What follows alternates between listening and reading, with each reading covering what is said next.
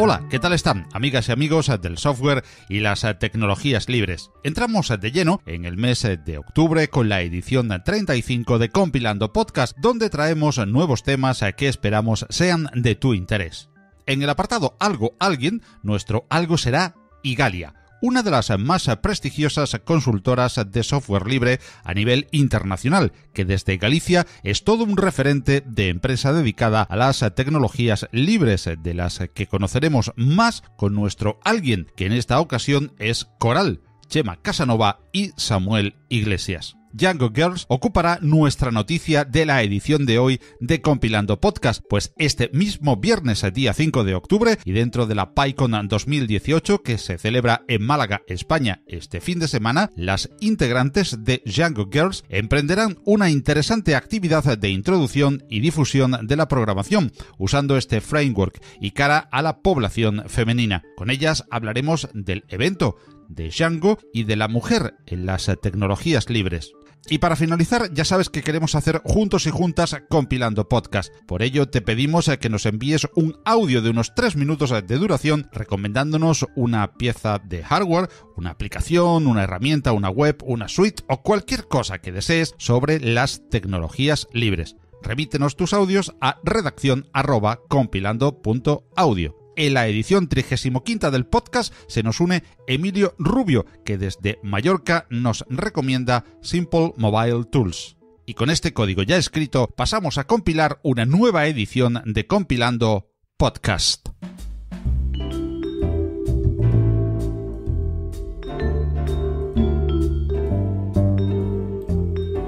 Algo, alguien.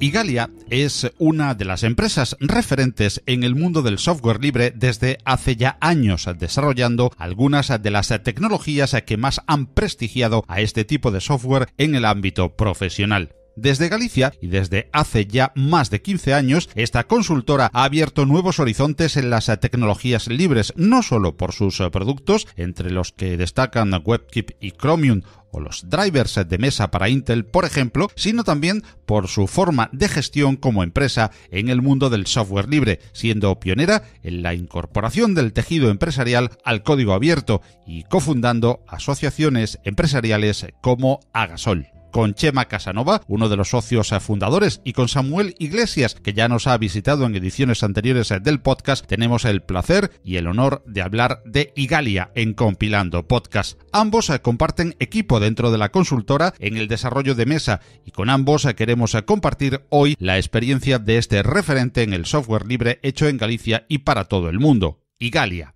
Hola Chema. Hola Samuel. ¿Cómo estáis? Hola, buenas. ¿Qué tal, Paco?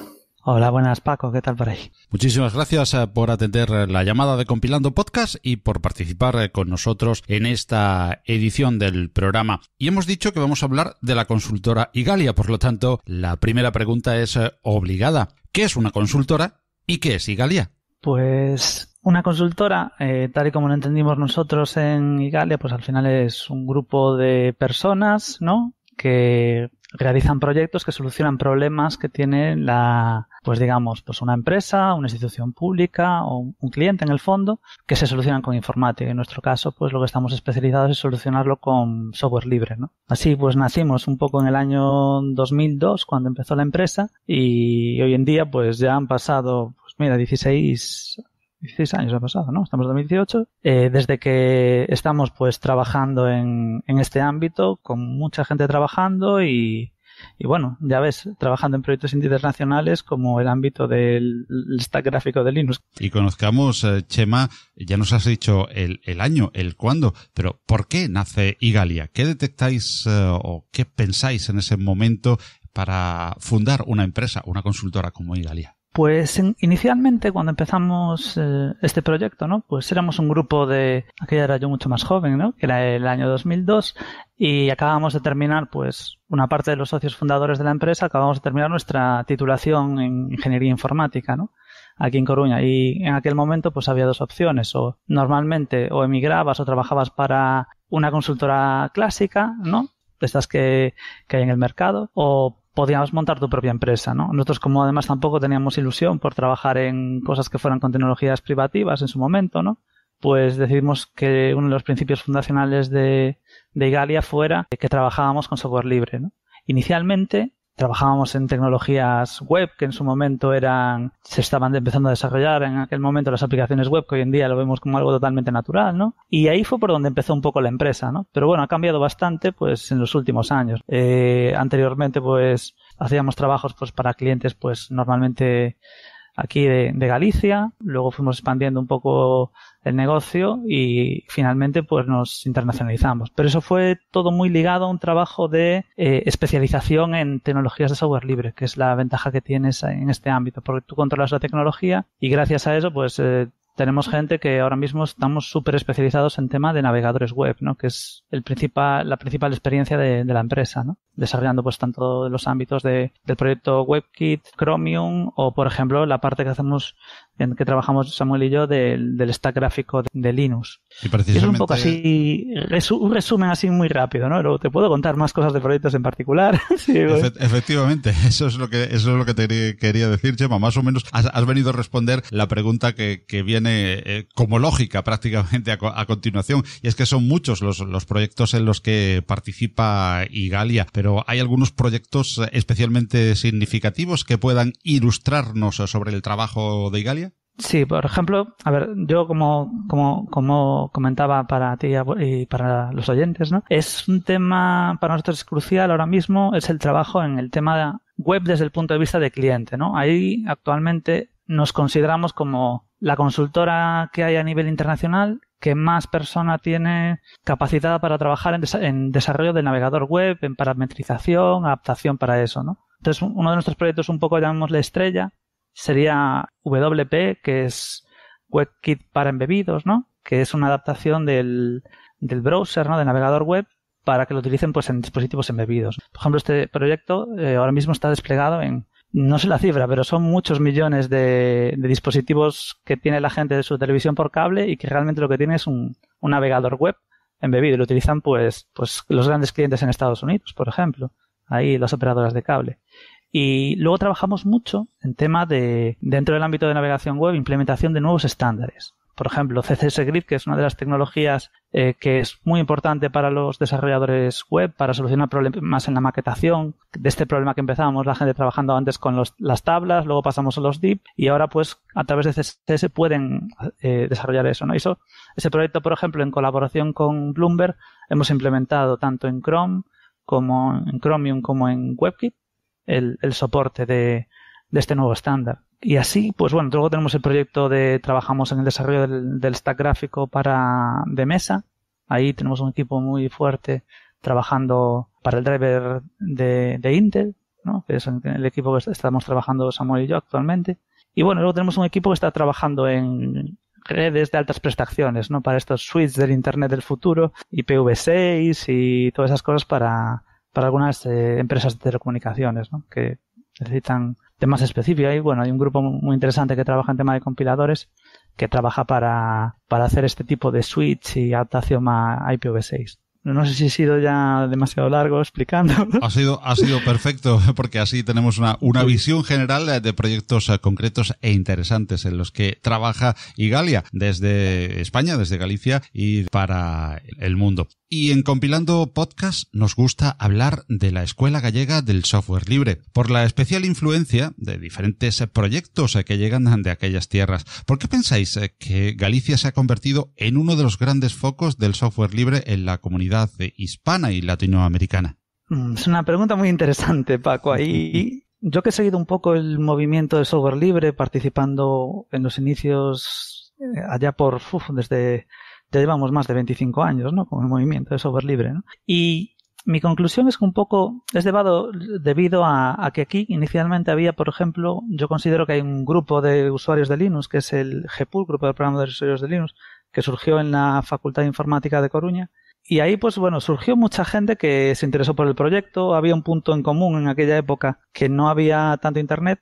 Y la curiosidad, pues había gente con la que se podía consultar. De ahí, pues, por ejemplo, surgieron muchas empresas, ¿no? Y otra de las cosas que hay así muy interesantes es que hay muchos grupos de usuarios que actualmente mantienen su actividad, ¿no? Por lo tanto, independientemente de la zona de Galicia en la que uno viva, ¿no? Se ha conseguido montar un tejido asociativo que puede ser más o menos fuerte según el tiempo. Yo considero que ha perdido un poco de pujanza el ámbito de los grupos de usuario, pero todavía se mantiene. Y a partir de aquí, con el paso de los años y habiendo conocimiento de las tecnologías de software libre, eso ha permitido que se cree, digamos, una estructura empresarial, ¿no? O que las propias empresas empiecen a utilizar, empresas que inicialmente trabajaban en software privativo, cuando han conocido el software libre hayan empezado a trabajar en ello, ¿no? Y además está un poco ya estructurado con Agasol como asociación, de la que en Igalia fuimos socios fundadores en su momento también, que permite que exista una red. Y además es nosotros solemos decir, al menos en Igalia, inicialmente, ¿no? Que esto era desde Galicia para el mundo, ¿no? Que podías salir gracias al software libre y exportar la tecnología y aprenderla también. Te podría a lo mejor contar, Samuel, su visión desde el punto de vista que él viene de Asturias, ¿no? Exacto, es lo que iba a comentarte, ¿no? Que, claro, yo soy de una región prima hermana, ¿no? De Galicia, que es Asturias, y en los comienzos fueron muy similares, software libre, hubo ahí un movimiento principalmente, eso, facultades de informática, gente autodidacta, ¿no? Gente que quiere trastear con el ordenador y aprender cosas nuevas, quitarse, por ejemplo, del yugo, ¿no? de otros sistemas operativos. Y más o menos los comienzos yo creo que fueron muy similares a los gallegos. Había asociaciones también de usuarios, una llamada Astur Linux, que era muy potente. Se organizaron jornadas de software libre, venían cientos de personas. Pero allá sobre el 2006, 2007 empezó a haber un declive bastante importante. Yo creo que es mucho también el problema de, bueno, algo que comentó Chema al principio, ¿no? Que era, antes de Internet, bueno, pues la manera de aprender era buscar al gurú, ¿no? De turno, al experto que supiera y que te ayudara. A partir de 2006, 2007, yo creo que Internet se popularizó muchísimo, hubo muchos foros por Internet, muchos foros públicos, online, hubo comunidades, etcétera, y se fue perdiendo, ¿no? esa parte asociativa. También hubo un problema ahí en Asturias en que no se tejió esa parte empresarial que sí que hubo en Galicia. Las empresas aquí son más tradicionalmente utilizan tecnologías privativas, no, la parte libre, digamos que no confiaban en ella, por decirlo así. Desde la administración pública tampoco se hizo un esfuerzo importante para potenciarlo. Y ahí acabó, bueno, pues como acaban muchas cosas, en la parte de que los viejos del lugar, bueno, pues tienen distintas responsabilidades, van dejando ya de trabajar en su tiempo libre en la asociación, se dejan de organizar eventos y poco a poco fue muriendo. Ahora mismo hay, bueno, pequeños focos aislados de gente que está intentando retomar esta parte, dando charlas en ayuntamientos, organizando conferencias. Por ejemplo, hace un año vino Richard Stallman aquí a Oviedo. Y bueno, se está intentando retomar poco a poco, pero por decirlo así, ese germen tan importante que hubo en Galicia y que ahora mismo se ve que todavía sigue allí, pues aquí se perdió, ¿no? Es una pena, una auténtica pena, pero bueno, supongo que la parte natural, ¿no? De la vida en ese tipo de temas. Bueno, en general en el mundo hispano se vive intensamente el software libre dentro de la pequeña comunidad, lógicamente, con respecto a otros sistemas operativos y otras tecnologías que somos, pero lógicamente también, como decíamos, hay pequeños focos que en un momento dado pues hacen lo que a nosotros en Compilando Podcast nos gusta llamar pues como una escuela, ¿no? Y es muy importante y muy llamativo el centro de esa, para nosotros, llamada Escuela Gallega del Software Libre, aunque, como bien decía también Samuel, lo hay y lo sigue habiendo en Asturias, en todo el territorio español y en todos los territorios donde nos oyen, ahí en el Caribe o en América Latina, aunque haya pues esos focos importantes como es ese foco gallego, esa Escuela Gallega del Software Libre, de la cual pues vosotros sois representantes, uno como nativo y otro como pues trabajador inmerso en proyectos dentro de Igalia, de esta consultora que hoy es referente y que desde tierras gallegas estamos conociendo aquí un poquito más en Algo Alguien y en Compilando Podcast. Y os quería preguntar, el FLOSS, el software y las tecnologías libres se han consolidado en servidores, en el Internet of Things, en el Machine, en el Deep Learning, en el Big Data y todas las tecnologías de la computación que están más en vanguardia. Sin embargo, parece un poquito estancado siempre en el escritorio. ¿Llegará, si es que hace falta, ese año de Linux en el escritorio? La verdad es que es muy buena, es la típica broma, ¿no? Este es el año del escritorio de Linux. Y la verdad es que, en cierta manera, ese año ya pasó. Me explico. Realmente lo que está utilizando en el día a día muchísima gente de manera, o sea, como consumidor normal y corriente es un sistema operativo llamado Android, que al fin y al cabo es el que nos lleva los ojos la mayor parte del tiempo, ¿no? Estamos ahí mirando el móvil, mirando mensajes, aplicaciones, etcétera, ¿no? Y eso corre, al fin y al cabo, un kernel de Linux y un stack gráfico, y un stack no solamente gráfico, sino también de otros temas, totalmente libre, ¿no? Y por eso considero que, bueno, podríamos ahí justificarlo un poco, que sería el escritorio. El escritorio tradicional, yo creo que básicamente no creo que es una batalla perdida, no solamente porque los usuarios estén más centrados en otros sistemas operativos privativos, sino también porque yo creo que el escritorio está muriendo poco a poco para los usuarios comunes, ¿no? La gente, por ejemplo, mis sobrinos utilizan la tablet de una manera increíble, pero cogen un ratón y no saben cómo moverse prácticamente, ¿no? Ellos están más acostumbrados a tocar con los dedos, a coger la parte más móvil, ¿no? De los sistemas operativos y menos la parte esa de escritorio tradicional, ¿no? Que nos encontramos. Entonces, que estemos estancados, yo creo que tiene un nicho, es un nicho que siempre va a estar ahí, siempre va a haber, ya sea por el mercado empresarial, ya sea también por usuarios convencidos con el software libre que quieren utilizar sistemas operativos libres, ese nicho va a estar siempre ahí, pero tanto como que llega a las masas y que llega a un 90 y pico % de aceptación, pues bueno, yo creo que no es algo viable en mi opinión, no solamente eso, porque sería un cambio de tendencia muy importante, sino que también yo creo que el escritorio tal y como lo conocemos, ya no es tan de moda, ¿no?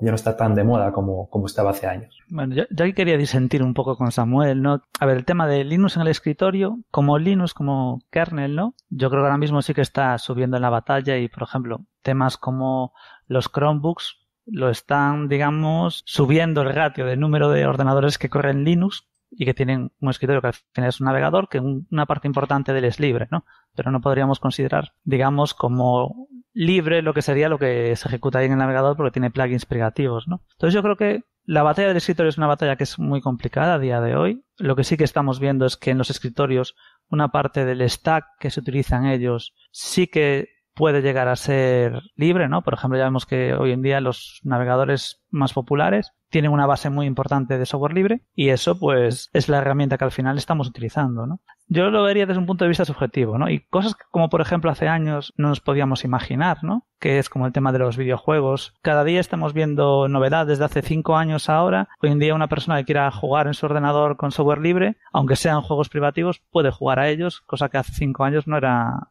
ni imaginable, ¿no? Y juegos de primer nivel están ahora mismo disponibles en estas plataformas, ¿no? Entonces, bueno, yo creo que poco a poco los usuarios, yo conozco mucha gente que decía, no, yo utilizo mi ordenador, pero para jugar tengo que ir a Windows. Eso ya va a dejar de ser una excusa para alguna gente, ¿no? Lo que sí es cierto es que el perfil de usuario de escritorio Linux últimamente está bastante enfocado en perfiles desarrolladores, ¿no? Y luego usuarios que tienen curiosidad. Pero lo que sí que ha pasado es que a nivel usuario no tiene casi la misma complejidad utilizar el escritorio con Genome o con KDE que usar un escritorio con la última versión de Windows. Por lo tanto, es más un problema de conocimiento a veces que un problema de que sea mejor o peor técnicamente la solución. Porque ahora mismo yo creo que cualquier persona familiares, amigos, que les instalo el sistema operativo con software libre, trabajan perfectamente sin ningún problema. Creo que se ha mejorado mucho. El tema es cómo conseguimos llegar a esa masa, ¿no? Hace años se decía, en 2010 el objetivo era el 10%, ¿no? Y creo que en 2010 no llegamos al 1%. Ahora estaremos por ahí en el 1%, 2%, pero bueno, yo creo que algo de futuro hay mientras siga existiendo escritorio. Quizás insistiendo en lo que nos has comentado, Chema, ya cada vez hay más juegos, cada vez es muchísimo más fácil sin tener que recurrir, por ejemplo, a la terminal que asusta tanto el manejarse en cualquier distribución de las más usuales de Linux. Por ejemplo, todo este podcast, pues estáis utilizando vosotros sistemas operativos libres. También el que os está recibiendo aquí en la edición de este podcast, utilizamos para editarlo un DAW como Ardour libre, una sala Jitsi para comunicarnos con software libre. Todo este podcast se está produciendo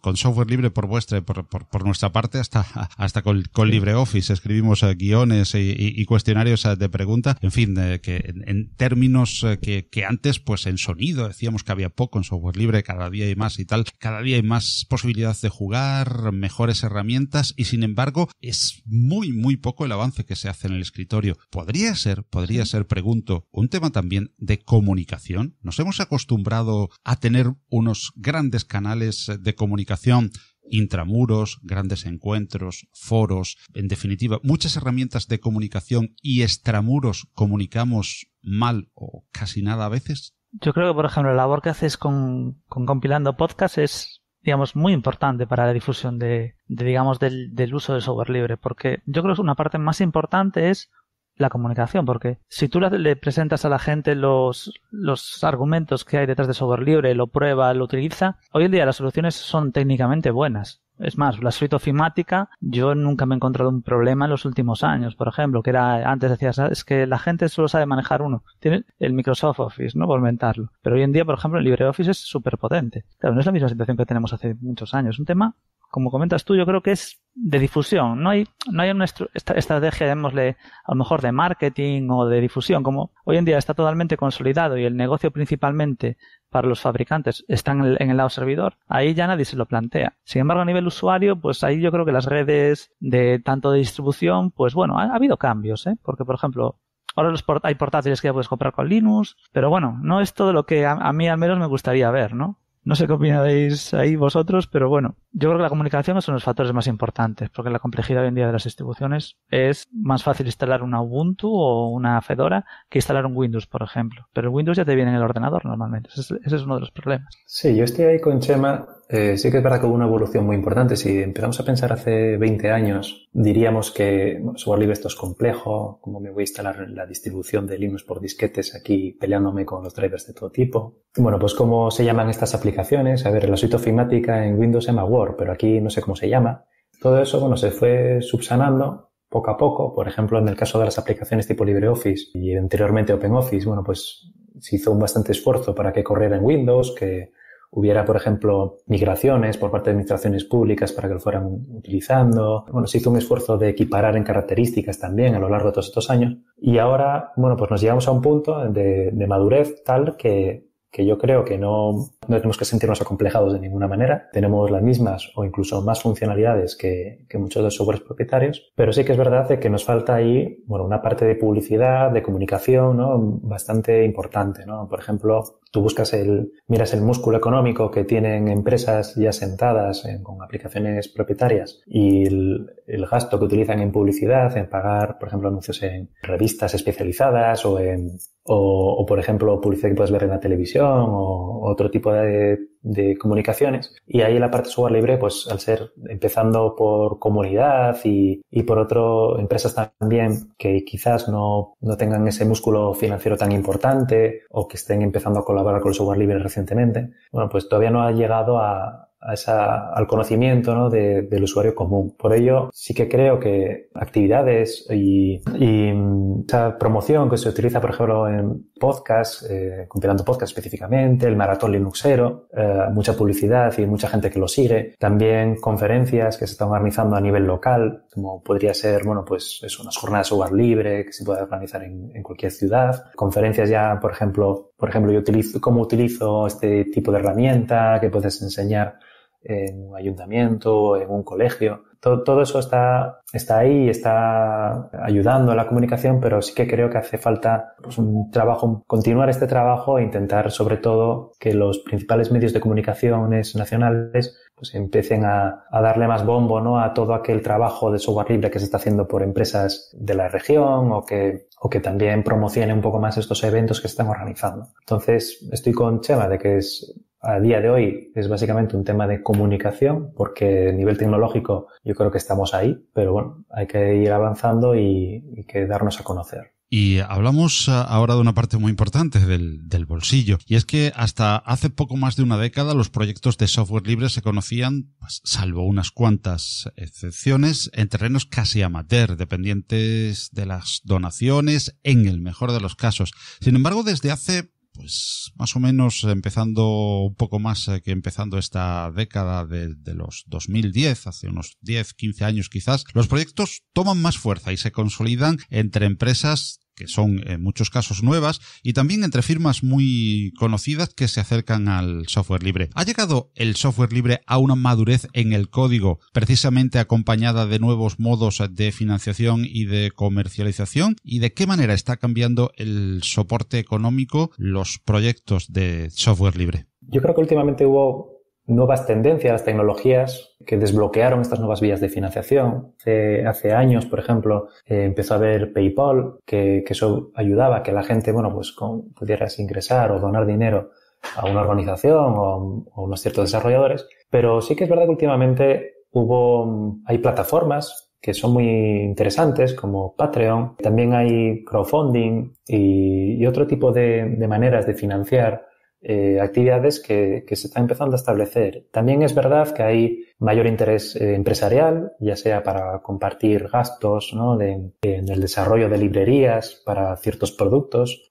También hay una labor empresarial alrededor de ofrecer servicios. También, se está moviendo mucho a la parte web, donde la software libre es muy potente. Y todo ello provoca que pueda haber gente que pueda vivir, ¿no?, del desarrollo de software libre. Que haya gente que pueda trabajar a tiempo completo en el desarrollo de software libre provoca que a su vez se solucionen los problemas antes, se mejore el software muy rápidamente y que se añadan nuevas características que sean interesantes para los usuarios de ese software. Con ello yo creo que estas nuevas maneras de financiación ayudaron a complementar, ¿no?, esa parte empresarial, y que gente que antes se dedicaba de manera amateur se puede dedicar de manera profesional a lo que le gusta. Yo, para complementar un poco lo que comentaba Samuel, para mí la motivación principal que hay en que las empresas hayan empezado a invertir es porque en el fondo es rentable y ahorran dinero. Por ejemplo, comentábamos el caso antes de, por ejemplo, los drivers de gráficos o, por ejemplo, la inversión que hacen grandes empresas en el kernel de Linux, ¿no? Antes, si tenían que pagar un sistema operativo y ellos se dedicaban a vender hardware,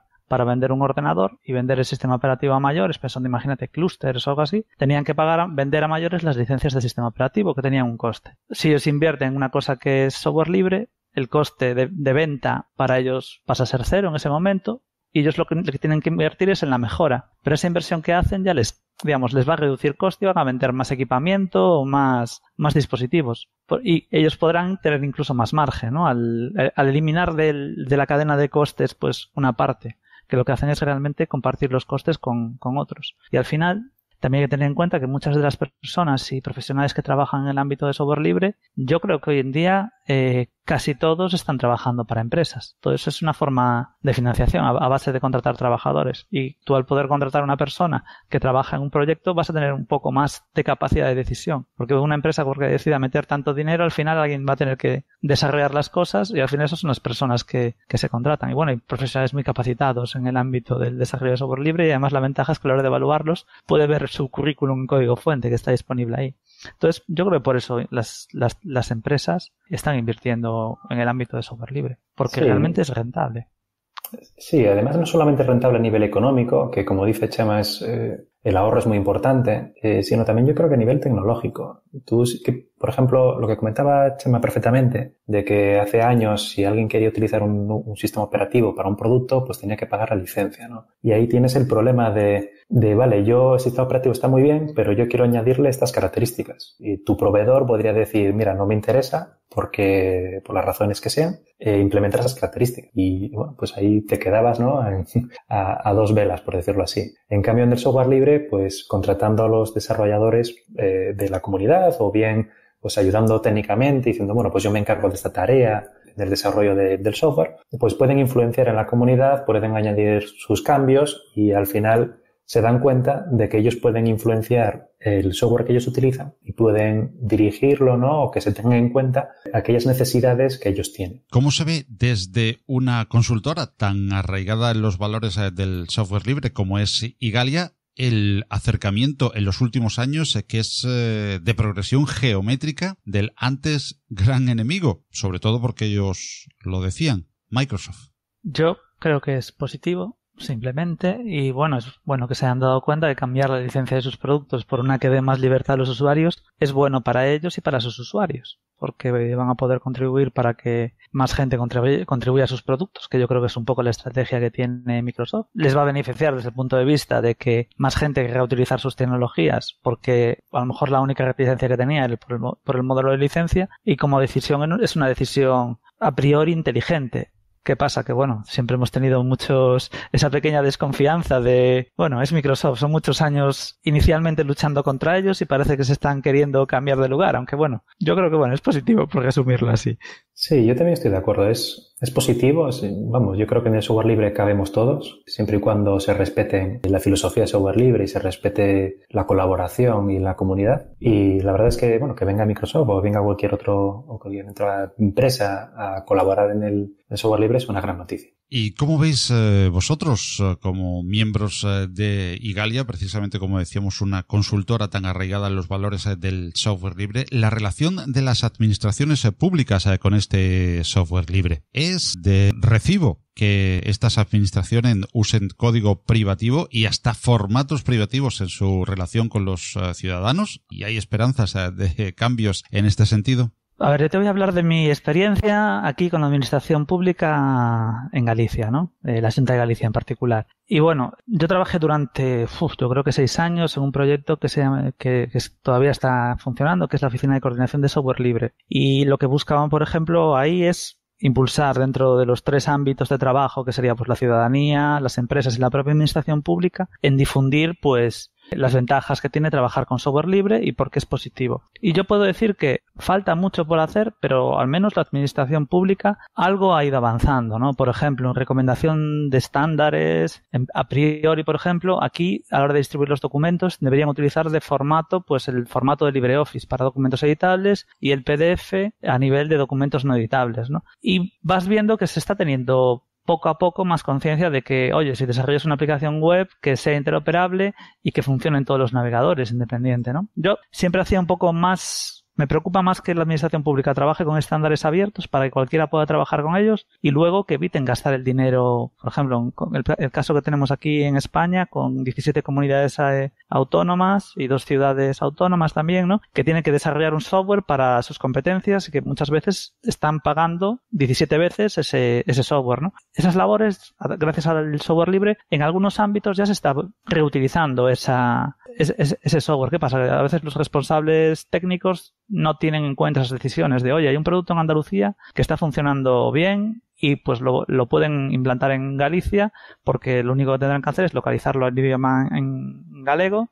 y adaptarlo un poco a los procesos. Y esa intención está. La ley realmente dice que, por ejemplo, los desarrollos que se implanten, la administración pública tendría que consultar a priori si existe una solución reutilizable disponible antes de comprar un nuevo software o desarrollar uno nuevo. Y lo que pasa es que eso no se está ejecutando en el día a día. Entonces, bueno, yo creo que hay mucho por hacer en la administración pública y es un tema de voluntad política, ¿no? A ver, la administración pública es lenta, entonces las cosas de palacio van un poco despacio. Pero yo soy optimista, ¿no? Aunque, bueno, después de trabajar mucho tiempo y te das cuenta de que es muy complejo el proceso de transición, pero las empresas pueden cambiar a software libre muy rápidamente, así que la administración pública lo puede hacer también. Sí, yo creo que el tema del software libre, y yo creo que comienza en las administraciones públicas mediante el uso de formatos abiertos, eso yo creo que es lo más importante. A partir de ahí, bueno, pues interesaría que se fuera migrando poco a poco, pero bueno, todos ya tenemos ejemplos como el Ayuntamiento de Múnich, creo que el de Barcelona también, que bueno, que están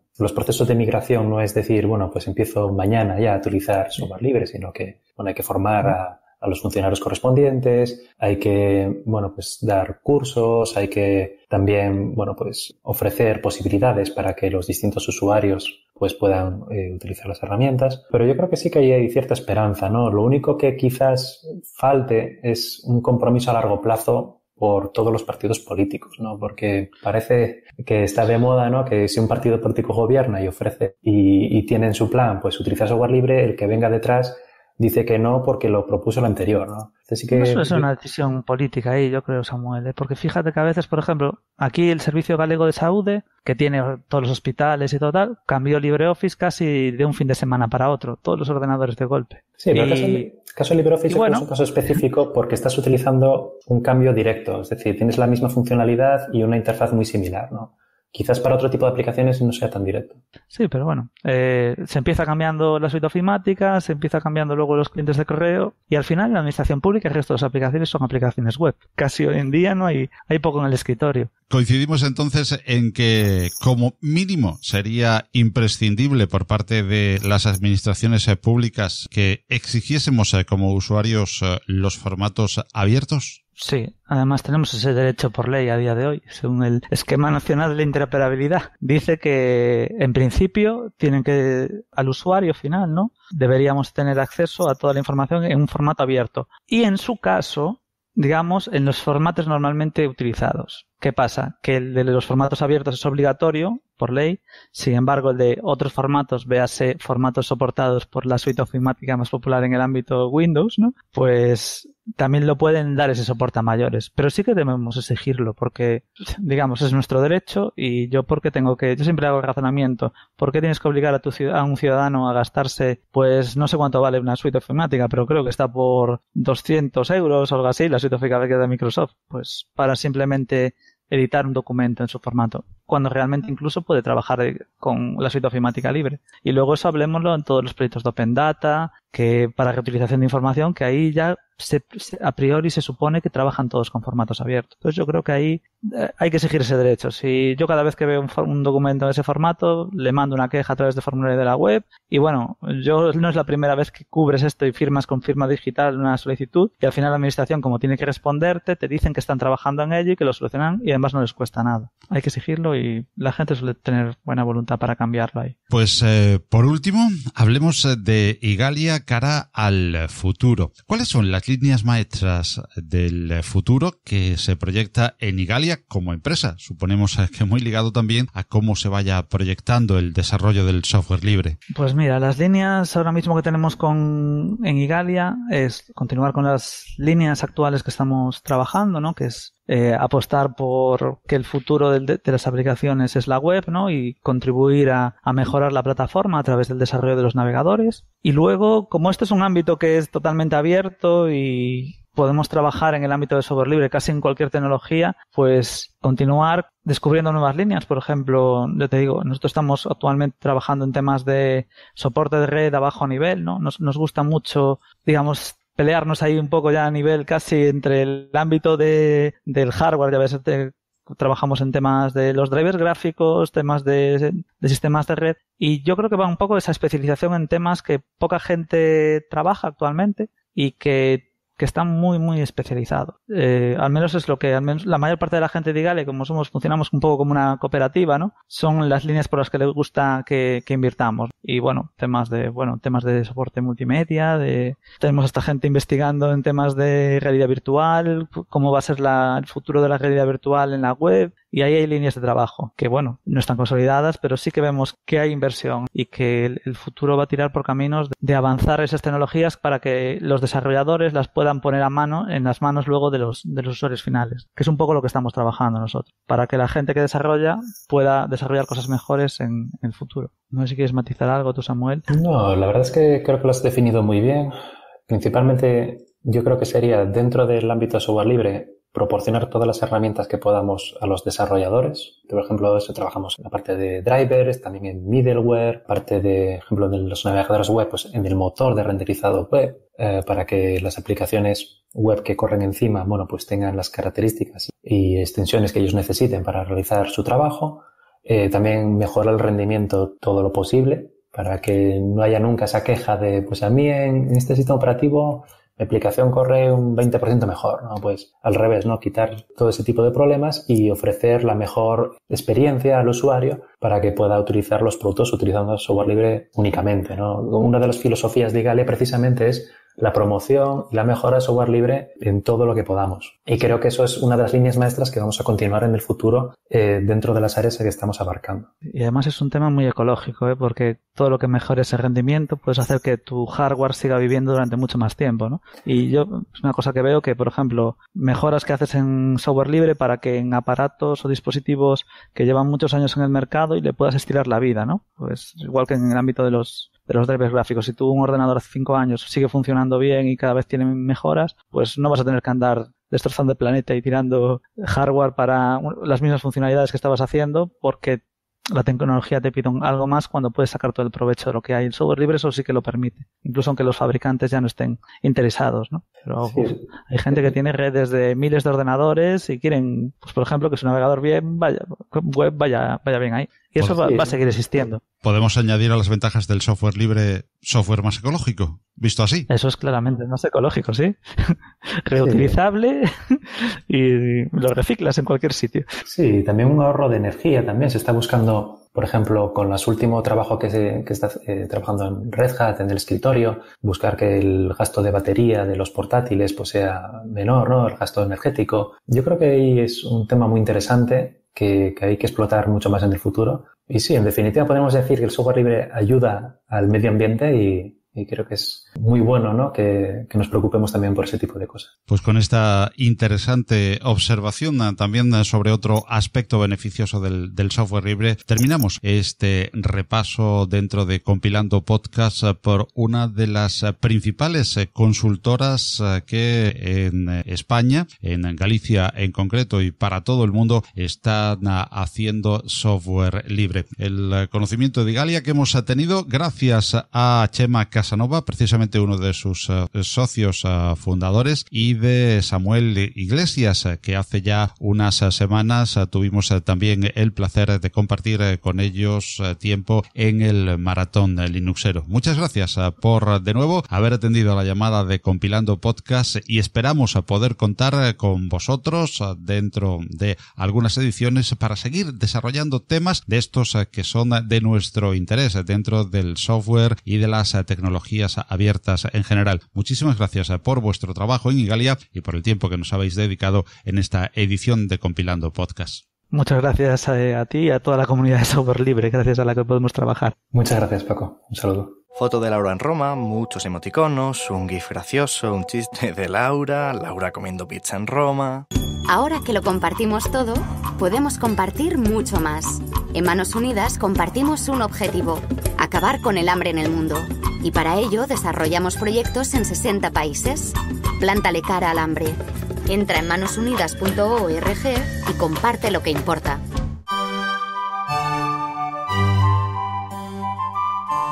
La noticia. La noticia, en esta edición 35ª de Compilando Podcast, nos lleva hasta Málaga, porque ya estamos prácticamente inmersos en la PyCon-ES 2018, que se celebra este mismo fin de semana en la capital de la Costa del Sol. Dentro de este interesante encuentro de desarrolladores, usuarios y simpatizantes de este cada vez más extendido y usado lenguaje de programación, se celebra un interesante taller bajo el título Django Girls Málaga. Para hablar de Django Girls, de Python y de la PyCon-ES de Málaga, contamos hoy en Compilando Podcast con Mabel Delgado.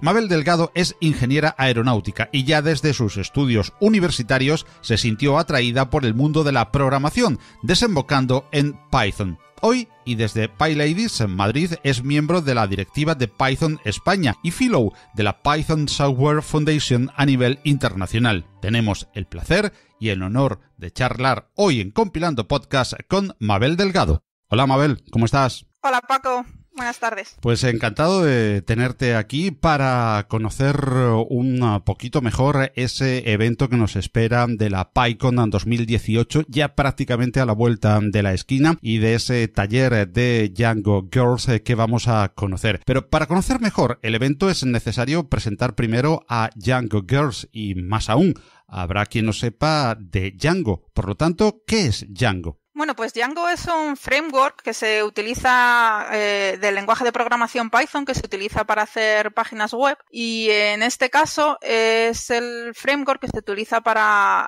llevar a cabo un taller de introducción a la programación y en el que se va a aprender tanto Python como Django, con la excusa de crear una página web. ¿Y qué es Django Girls? ¿Quiénes la forman y qué objetivos tienen? Pues Django Girls es una organización sin ánimo de lucro que intenta empoderar y ayudar a más mujeres a aprender programación y a organizar este tipo de eventos de un día de duración en el que estudiantes sin ningún conocimiento de programación ni prácticamente, por ejemplo, que no han abierto una terminal en su vida, puedan durante todo ese día contar con la ayuda de mentores y mentoras que les van a ayudar desde aprender a manejarse con una consola, a aprender conceptos básicos de programación con Python y luego llegar a utilizar Django y crear e irse a casa con un blog en el que pueden seguir creando sus distintos artículos y digamos eso, para que aprendan qué es la programación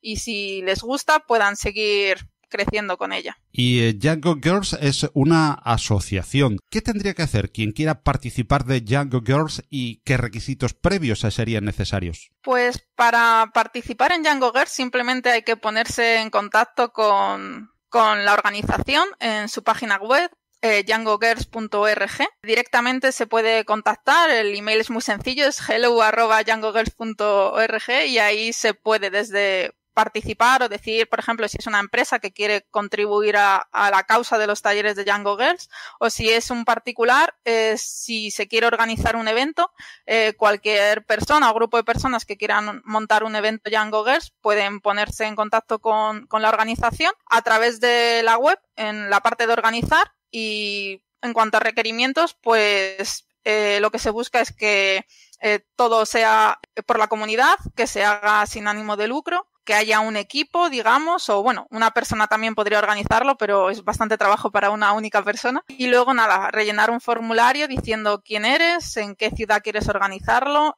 si tienes algún tipo de idea de en qué lugar dentro de esa ciudad, si cuentas ya con algún tipo de patrocinio.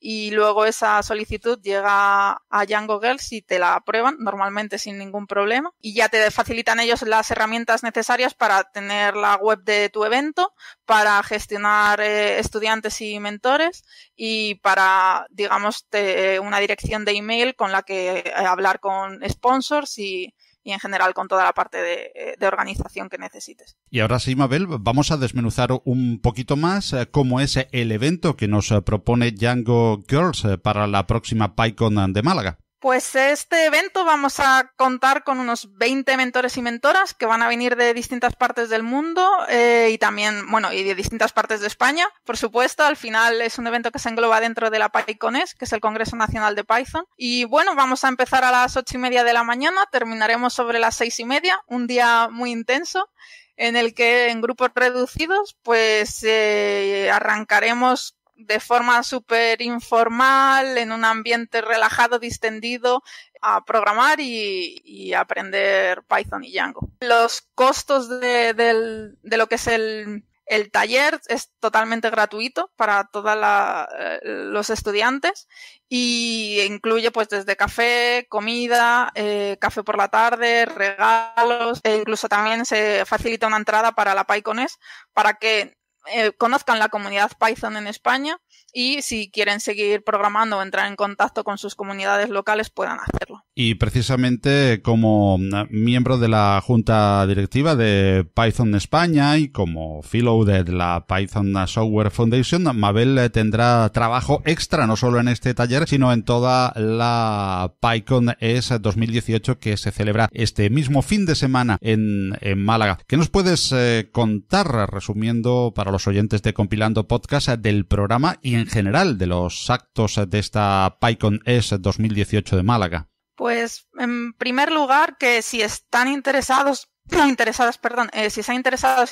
en Python, que vengan a una PyConES, verán que hay una grandísima comunidad Python en España, conocerán a mucha gente, tanto de aquí como de otras partes del mundo, con los mismos intereses, con interés en Python, interés en software libre, gente con la que hablar, tomar un café y, por ejemplo, el año pasado tuvimos a la presidenta de la Python Software en España, en la PyConES, que tuvo lugar en Cáceres.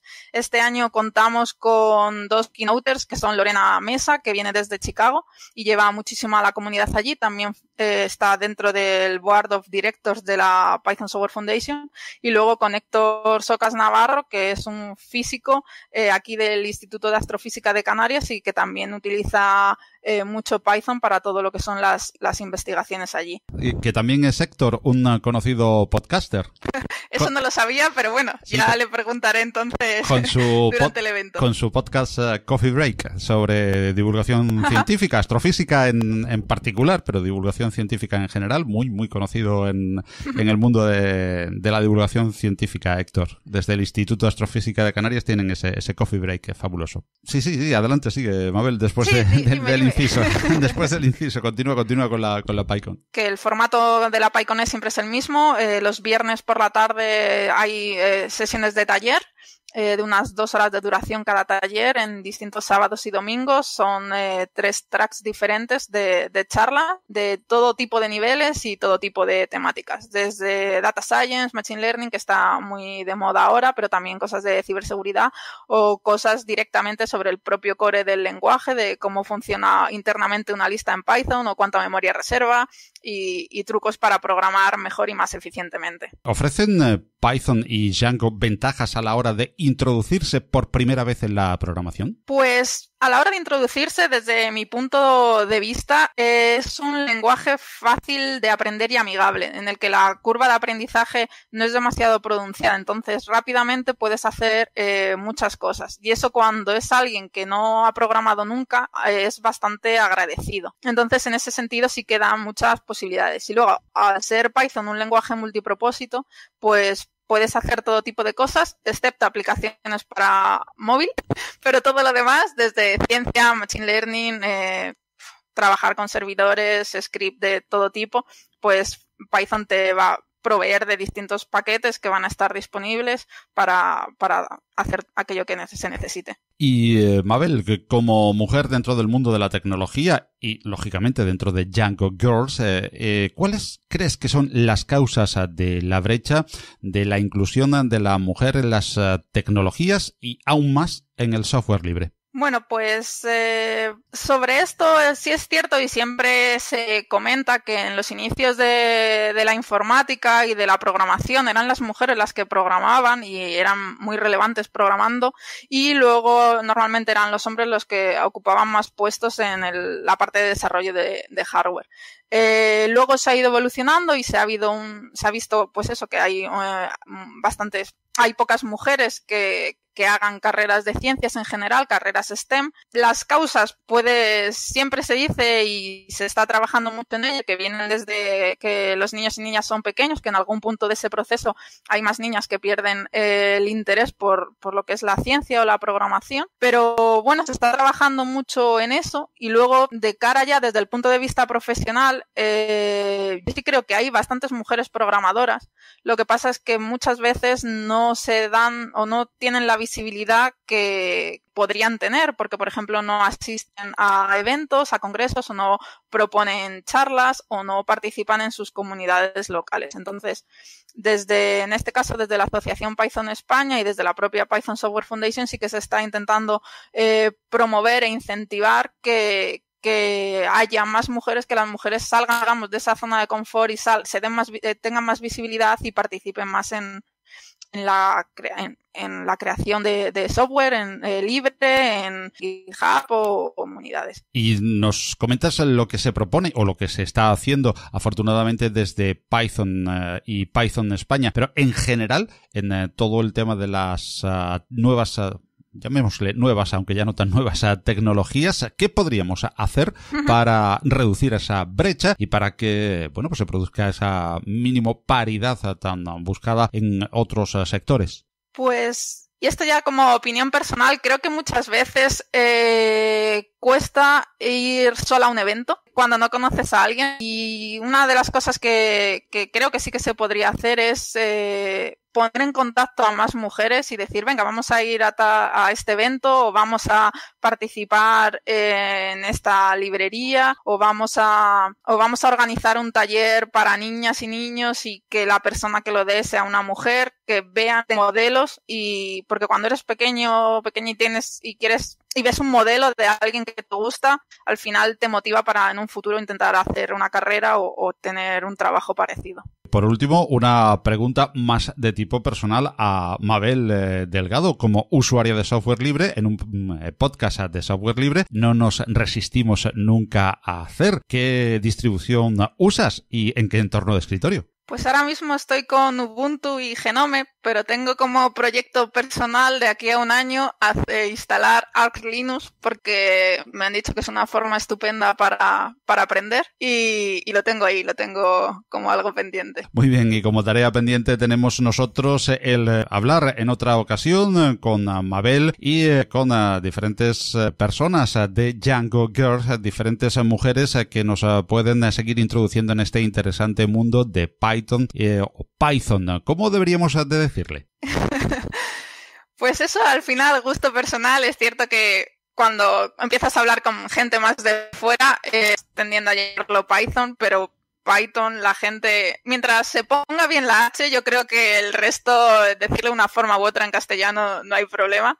Así como algo un poco gracioso, hace tiempo se creó un bot en Twitter que cuando alguien ponía un mensaje de Python o nombraba Python poniendo la H antes de la T, contestaba diciendo no se escribe Python, se escribe Python, y tuvieron que bloquear el bot porque contestaba demasiada gente y ahí se quedó, pero bueno. De ambas formas está bien entonces en castellano, bueno, entre castellano hablantes. Sí, yo creo que en castellano podremos decirlo de las dos formas. Muy bien, pues para hablar de Python emplazamos a Mabel a diferentes y ulteriores ediciones de Compilando Podcast. Muchas gracias por haber participado en esta y nos vemos en la PyCon 2018 este mismísimo fin de semana en Málaga. Muchísimas gracias a ti, Paco, por la invitación a participar y enhorabuena por todos los podcasts. Mi nieto Jorge dando sus primeros pasitos. El primer día de parque de Jorge. Jorge tomando su papilla. El segundo día de parque de Jorge. Ahora que lo compartimos todo, podemos compartir mucho más. En Manos Unidas compartimos un objetivo: acabar con el hambre en el mundo. Y para ello desarrollamos proyectos en 60 países. Con tu apoyo podemos lograrlo. Llama al 900-811-888 y comparte lo que importa.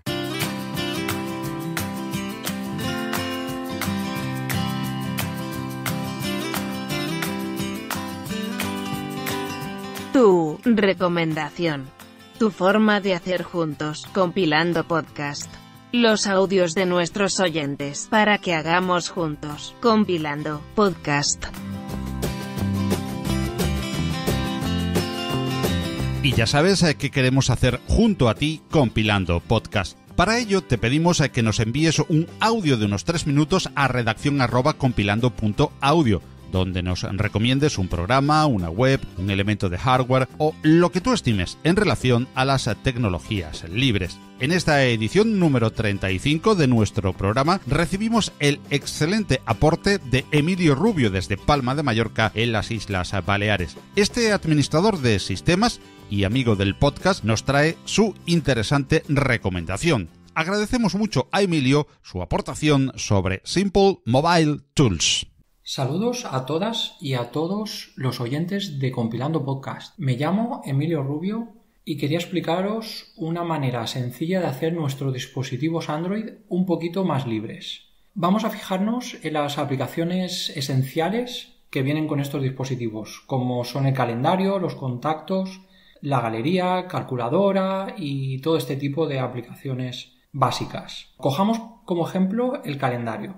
Es posible que en nuestro dispositivo tengamos instalado el calendario de Google, pero a lo mejor no nos interesa que Google tenga en sus servidores toda esa información nuestra.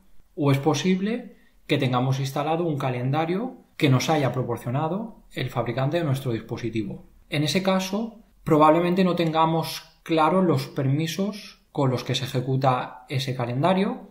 Incluso es posible que venga con publicidad o que incluya tantas funcionalidades que no nos sea cómodo utilizarlo. Entonces, mi propuesta es una serie de aplicaciones que podéis encontrar en simplemobiletools.com. Estas aplicaciones tienen 3 ventajas principales, que se ejecutan con los permisos mínimos imprescindibles para su funcionamiento. La segunda es que no incorporan publicidad. Y por último, están liberadas bajo licencia Apache 2.0. Aquí podéis encontrar hasta 12 aplicaciones para gestionar los contactos, para la cámara del móvil, un administrador de archivos y que podéis descargar tanto desde F-Droid como desde Google Play. En mi caso quería destacar la aplicación de calendario porque además de sencilla me ha resultado realmente práctica y porque además incluye integración con DAVdroid. Y eso es todo. Echarle un ojo a Simple Mobile Tools y nada más. Solamente felicitar a Paco Estrada por este fantástico Compilando Podcast y por darnos la oportunidad a los oyentes de participar en él. Un saludo. Compilando Podcast, GNU Linux y software libre.